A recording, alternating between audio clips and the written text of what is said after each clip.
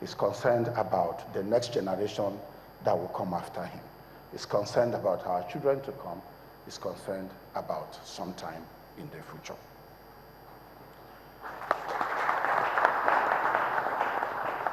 And I must share this.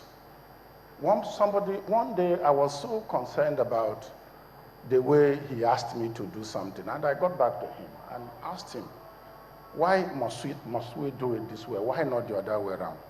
He told me, SGF, if you don't know, I believe that if any man uses more than 40% of his powers, he will become a nuisance to his people. And that made a deep impression in me, and it gave me a better understanding of why he does things the way he do them. You can agree with me that a number of our leaders had become a nuisance to our people.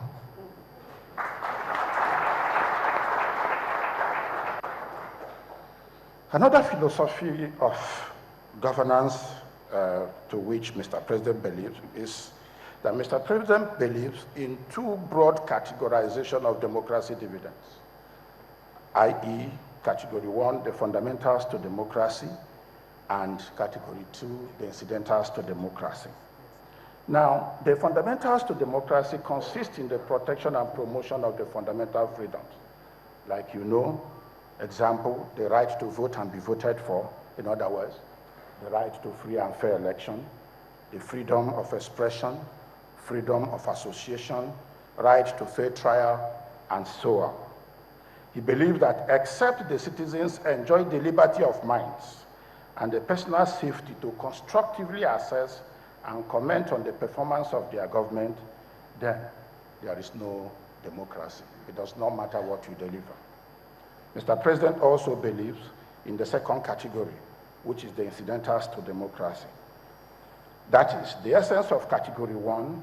That is to say that the essence of Category 1 is to enable the citizens check state actions and by so doing ensure their performance in their respective areas of responsibility. And I make bold to say that the numerous achievements of President Goodluck Ebele Jonathan administration in areas of infrastructure, water, power, agriculture are all consequences of this belief. And as I go down, you will understand exactly the implications of this. And I want to believe that if you have this at the back of your mind, that when you think about this man, you should be able to flow from the thought pattern he shares, the beliefs he has. And that is why you see the results you get. It is possible that a number of people are not understanding certain things when they are said, but if you don't understand this background information, you may continue not to understand. So I believe that with the above understanding, I'm sure that you will now flow when I share with you the policy objectives of this administration. And then you better appreciate the leadership style of Mr. President. Let me say in summary that the policy objectives of this administration can be found in the transformation agenda. And if you like, I can for sure say that the crux of the transformation agenda is to stimulate, to initiate, and prosecute a shift from focusing on the incidentals to democracy to a deeper attention to the fundamentals. Example, Mr. President believes that it is not enough that we have built road. He believes that that it is more important that citizens should have the liberty of mind and the personal safety to freely ask questions about that road. To ask, who is the contractor? Is he president's friend? Is he president's brother? Is he president's son? How much is it? What is the process that led to his getting that contract? For Mr. President, the liberty to ask those questions is fundamental. The road itself is mere incidental. And for him, he is committed to making sure that attention is focused on the fundamentals and not just the incidentals. And as we go on, you will come to appreciate why many things happen the way they do.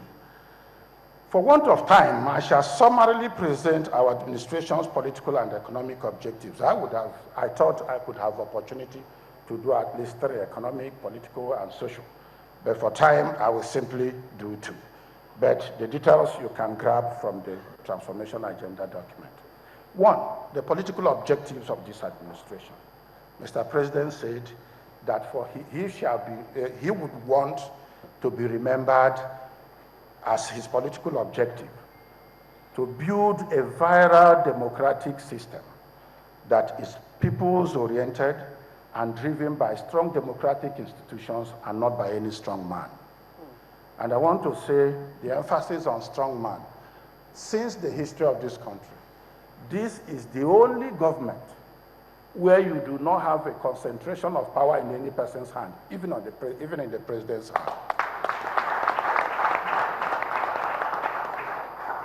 And at times when people see it, there are different interpretations of it, but the truth of the matter is a strategic approach to governance, and it's the president's style. He says, there is certainly no need, because you will be breeding democratic tyranny if you do not strengthen the institutions, and if any man should assume extraordinary powers.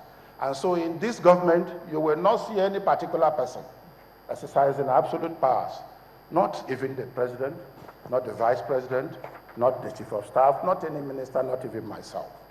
The idea is the institutions should be strengthened, the institutions should grow, and the institutions should deliver on dividends that the people deserve. I want to say that under political objectives, we have promoted the right to vote and the right to be voted for. And you can agree with me that we have achieved the following results. The right to vote has been so promoted to now accommodate the confidence that if you vote, your vote will count.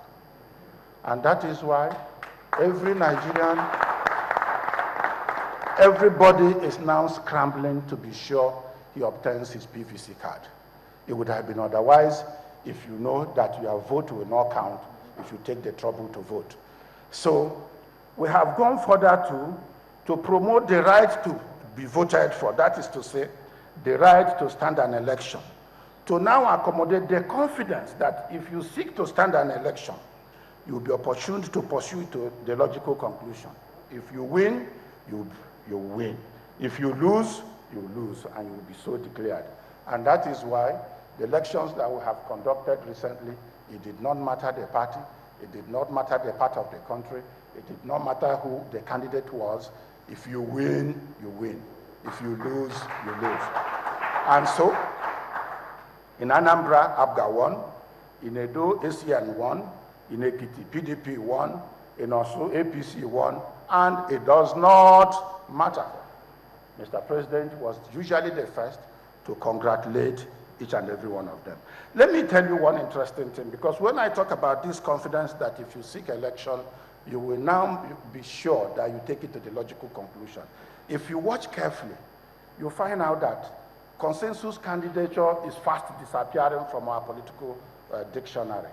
Before you may start an election process, before you get to the election itself, you will be told that a consensus candidate has been chosen.